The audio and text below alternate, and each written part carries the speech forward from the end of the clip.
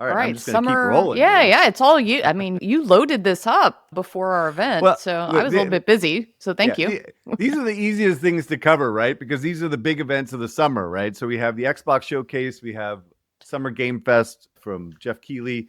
So we're just going to run through these as quickly as possible and give my quick takes. But the Xbox Showcase was profoundly disappointing to most for a variety of reasons.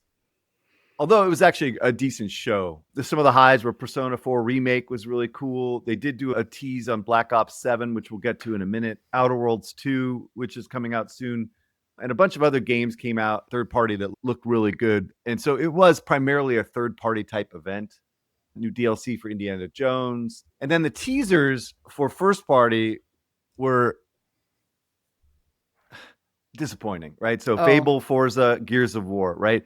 And so, yeah, I mean, it's good for them to have something there, but clearly they're not ready for prime time to show at these showcases, which seems odd because they're coming out freaking next year. You know what I mean? So that was a little bit of a miss. do you think it's because, like, so old school? Remember, we had to branch a build and do a whole build to get ready for E3 or these big moments. Do you think it's like the team's like, F you, and I don't want to do that anymore, so they don't have the content to show? That is very likely. I mean, this is the whole issue with E3 just in general, was that it takes people's attention away from actually making the game. Yeah. And so they don't want to dedicate the resources to create the best trailer or some gameplay demo. But generally they do have these type of vertical slices where people are playing through like new games to get people hyped and excited. And just one of those games would have actually probably helped a lot, Like right? Gears of War. I mean, oh, I love that IP. I Yeah, wish, Fable. yeah.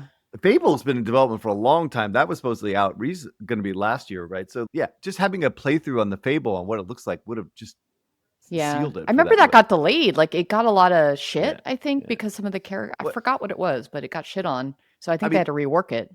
I hate to be called cynical, but if I was Shocking. my cynical self is like these guys are not executing at all on first party. Like Mm. they are so mismanaged right now that there's just no way they can execute against these releases because they have way too many considerations going on with what's going on at Microsoft and their position there. And I'm going to do a piece on LinkedIn about this that is not going to go over well, I'm sure. Like, what did Phil Spencer miss on, right? So they bought all their means of production. Like, they brought Halo in house, they brought Gears of War in house. They grew these marquee franchises that were third party, and then they bought the means of production. And then when they owned that asset, they proceeded to destroy it. And I'm not quite sure, like, what Phil Spencer could have done better in the production process. Like, he set up a whole studio ecosystem around Halo. Like, he tried to throw capital at it. He tried to do the same for Gears. I just don't. Where did he go wrong? I mean, I think this whole subscription thing has been a distraction, right? I think their whole strategy has been distraction to what matters most is making great Mm, games for a platform that are exclusive that get people to buy your freaking platform, right? I right. mean, that basically fundamentally, right? They should just spin out Xbox and let it compete independently, get rid of subscription, all that Mm. stuff, because I think that will get them focused on what matters most is building out the studio org and actually executing against these projects because they do have some good IP, right? But they just Was that a good P&L if it gets spliced out on its own?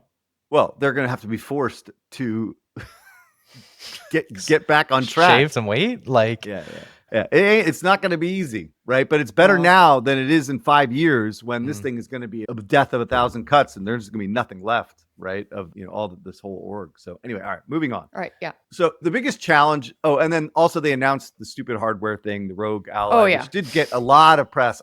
Look, I'm not suggesting that it didn't get great press, but this is just a remake of an Asus handheld, right? It's going to be like $600, $700, $800, right? It is a non-event in gaming. It doesn't mean anything really. Yeah. I want to shit on the trailer. So Phil and Cress, like we've done SKU management, right? yeah. Please help me understand why on earth you launch two versions of a handheld that isn't even unique. It has Xbox buttons. It's a Mm, modified ROG Ally.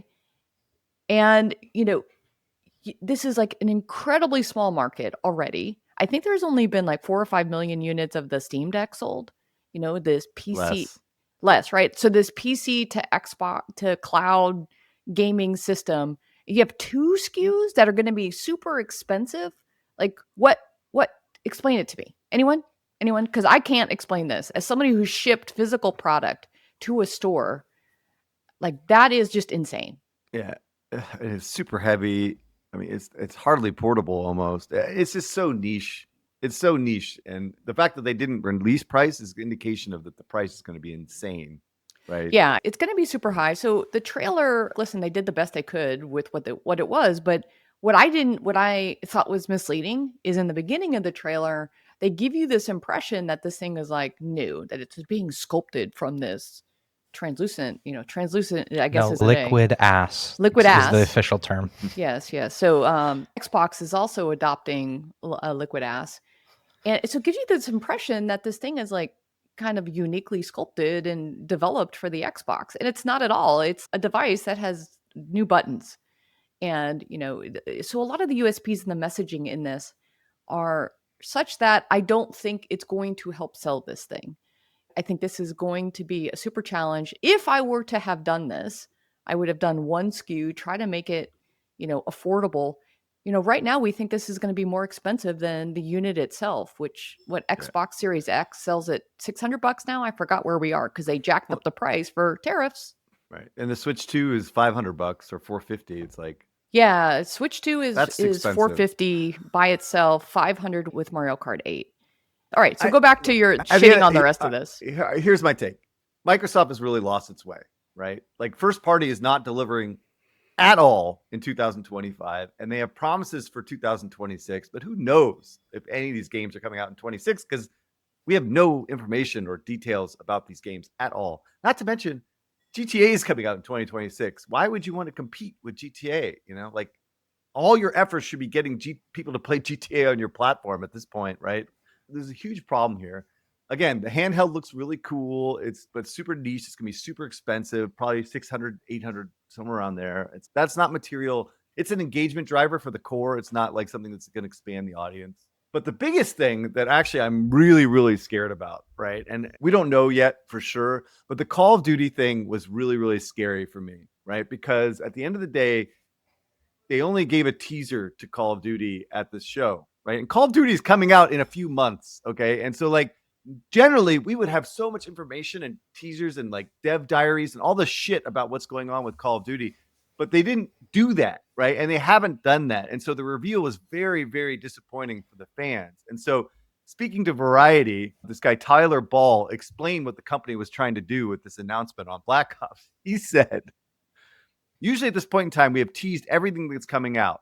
And I think in a lot of ways, we're setting this up more like a Beyonce album dropping. Nobody's going to know about it, and nobody's going to see it coming. It's like, what the fuck is happening, okay? Why are we doing a Beyonce drop for Call of Duty? Call of Duty is the biggest game in the world. Every year for the last 15 years, we don't do freaking Beyonce drops, okay? And the fact that he's bringing up Beyonce is beyond me right now, right? Now, he clarified. So when I first read this, I was so incensed. But he clarified, though, that this is just for the announcement that they are using the Beyonce drop, okay? But at the end of the day, they're going to do a more typical marketing campaign for Call of Duty for the rest. But what worries me about this is that either the team is not ready to deliver the type of content that we need to do the marketing messages that they typically do, which is scary, right? Because the execution is not there, which has been there for the last decade, right? Or two, they don't have the budget anymore, or they're pulling budget or trying to save money because they're losing their ass on this stupid subscription. They're pulling budget from the marketing machine that is Call of Duty. And for the first time ever, they actually have competition this year, right? They have Battlefield coming out, right? And so it's, I'm worried. I'm worried that they're not going to execute against this. And the fact that they're iterating on Call of Duty Black Ops is actually kind of a good thing, but it's also a little bit scary that they don't have another game coming, right? They're not doing the different thing. Anyway, I'm worried. I'm worried about where Microsoft is going. And this is all very, very scary and bad juju and bad signs. So anyway, that's my take on this. I mean, but I'm confused because the second part of his quote you have here is the whole goal was to really do something different for us, to zag and show up in a unique way. And one point in doing that is almost not doing any pre-promotion and giving it to players in a really unexpected. So was it the trailer or is it the game he's talking about? Eric, so there's this thing I was reading. Michael B. Jordan, you may know him as the lead actor in Sinners. He was referring to something that I think Denzel Washington said. He says, you don't want to be overexposed. You don't want to give yourself away for free when you charge for it on the weekends. Call of Duty's just been overexposed, Eric. You don't understand what's coming. It's going to be shock value. They're overexposed. Battlefield's edging in. Buckle in. Well, Shadow drop. Taylor did it first. The Taylor Swift shadow drop. Dude, fuck that. Oh, oops, F word. Oh, yes, got it. Got the money in the jar. Yeah. Okay. Jen, to your point, though, yeah, this was the really scary thing. We are doing no promotion. We're going to give it to the players. You don't need to give it to the players in an unexpected way. This is a juggernaut. This has been the top game forever. You don't need to do it differently, right? Feels like a cover-up to something that they have no control over, which is likely budgets or development timelines, right? This is what it feels like to me. Because this guy, I don't know who Tyler Ball is, but like, he's the tail wagging the dog, dude. Smaller brother. PR guy who's just trying to like save himself because he got a lot of flack for this bullshit, dude. Yeah, I'm confused by this. From a marketing standpoint, I'm confused what he's actually talking about. Well, he clarified that he was talking about the announcement, not necessarily the marketing campaign. So he still has the ability to redeem himself if he actually can get the marketing campaign back on track, right? And make it the big event that Call of Duty is, right? And has been. I mean, I'm all for thinking about and reimagining how you market the biggest game in the world. I don't know. I'm trying to watch the trailer because I missed it. It doesn't even look like a trailer. It looks like a robot giving a tour of something. But Beyonce dropped a product and Apex dropped a product. The comparison is GTA, who surprise dropped their trailer, which was a marketing asset. So comparison doesn't make sense to me because right? Oh, anyway, all right, we can move on. But I don't understand. Overexposed. All right, moving on. Yeah. All right.